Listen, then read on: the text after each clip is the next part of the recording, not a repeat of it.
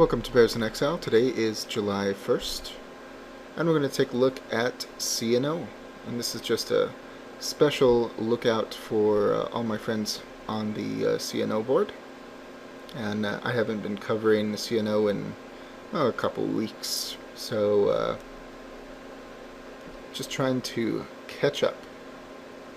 And of course, like all the indexes, everything else, CNO, fantastic run. And just, great. It broke the resistance that previously existed in the 790 area. Looks good. Stochastic high, pointed up. RSI high, pointed up. MACD high, still ticking up. And MACD histogram ticking up as well. Looks very nice. And beyond that, what do we see with this thing? Is it going to keep going to the moon? Is it going to do the 7,11? What is it going to do? Well, I mean, nobody knows for sure. Certainly, if the rally continues, it has a great shot at making some all-time highs. And so we're going to examine the possibilities of all of that. We are above the upper price consensus. We are above the major price consensus. Short-term moving averages have expanded dramatically, of course, and if we get a down ticket of some type, we'll see that this is bubbly, and then it'll need to fix itself. Long-term moving averages are a flat line, not giving support or resistance really in either way. We are having some crossover, but it is still too preliminary. Well, that didn't tell us anything, right? That's okay. We're going to look at lots of things. So let's see what our possibilities are. This is the black box that I've built, one of two, and it examines possibilities. You can see that we have the Bollinger Bands are black, minor trend is orange, major trend purple, extreme trend blue. We have between the minor and the major average, we have convergence here. You can see that where they met and touched, CNO bounced off of it, which is to be expected, and it is pushing up the Bollinger Band. Well, when we have price interacts with the trends, they should have a reaction and bounce back. In this case, if it's going to bounce back from the minor, we know that it should come back and interact somewhere in the area of 740.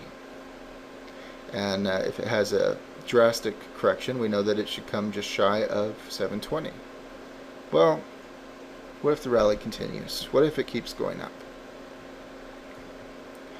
What if these 150-point moves just keep on trucking and there's no stop until we have a new high? Well, this black box says currently, and it is still trending up, that it'd be in the 970s. So that's very encouraging, and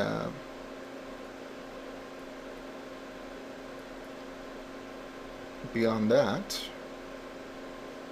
let's say that we were to have a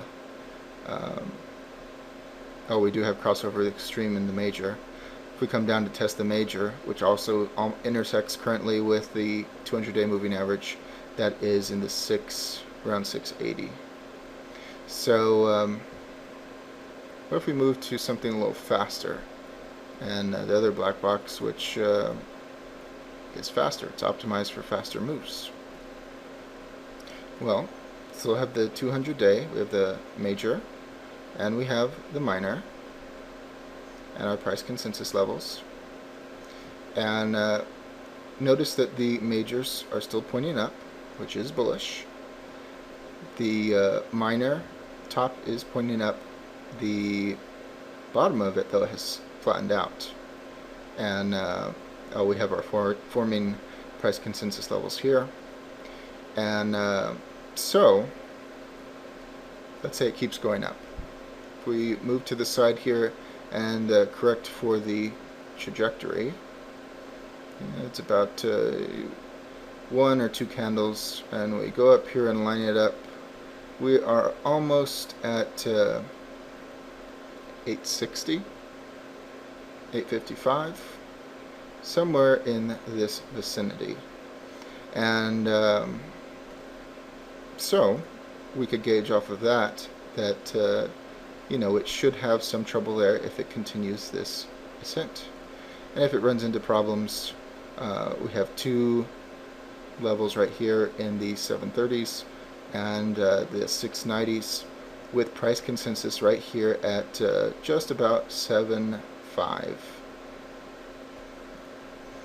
and the other one, the major, at 7.3. So you know, what else can we see? Well, if we examine the volume, you can see that the major buying occurred right here in the 770s, and we also had significant buying here in the 784 area, and also in the 7.5 area. So if this were to turn around, we would want to see a bounce off of this, or a bounce off of this, or a bounce right here. Well, what is the likelihood that it's going to turn around? Well, daily looks fantastic, and on the 60-minute we can see that we have a bubbly, wobbly, awful looking short-term moving average. This is supposed to roll over to fix a bubble and then continue on its way, optimally touching the long-term moving average bar and bouncing off of it. We have not had any of that. In addition to that, we have a couple of divergences here in the stochastic, not confirmed by price, and also in the MACD histogram. We have a peak, lower peak, price does not confirm. So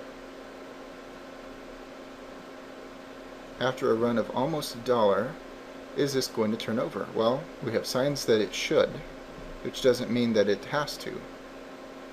As you can see here, the RSI is just going over. We have this candle, and we can see the exact same thing back here. Right here we have essentially a carbon copy, and the RSI has not quite gotten over the top, but we have this one right here, which is the same thing, only smaller, and it's in the exact same spot.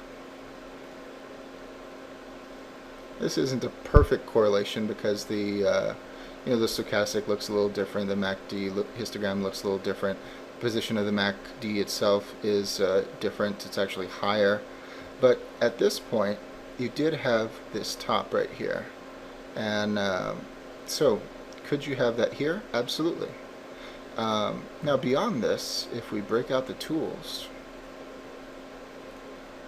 and look on Stock Consultant's free version of their website, we can see that they're saying that CNO is 70% bearish and 30% bullish. However, exclamation point, has a breakout alert. And yeah, it says it's extreme rally and it's overbought, blah blah blah. The important thing is it says it's at resistance, it's a double 10, and CNO needs to clear 810 to get through the resistance, and above that there is no resistance. So get above 810, and it actually did that intraday but pulled back. Close above 810, and you don't have any resistance to deal with up here. So what do they say beyond that? Well, they do have a breakout alert, and it is at 860, which does correlate with black box 2 if we shift to the right and move up for you know, trajectory intersection. So that's good. what if it decides to turn around and go down? Well, we can see that there is weak resistance at 779, and we have our first real major resistance right here at 751, which does correlate with many things that we have. Prior lower price consensus, the current upper price consensus,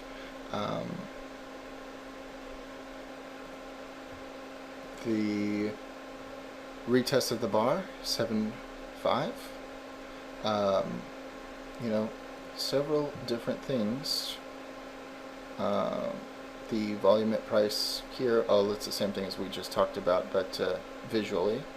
So there is, if it decides to turn around and go down, we do have some specific price points which are entirely reasonable and feasible. And if we look at